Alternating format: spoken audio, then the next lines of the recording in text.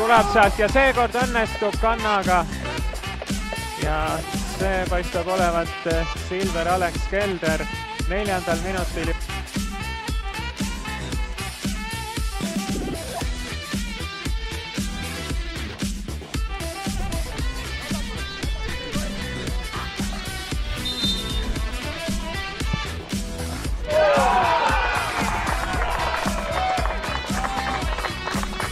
Täna kõvasti, aga midagi pole tal veel välja tulnud.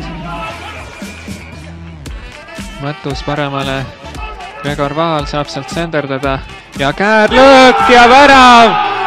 86. minutil Silver Alex Kelder.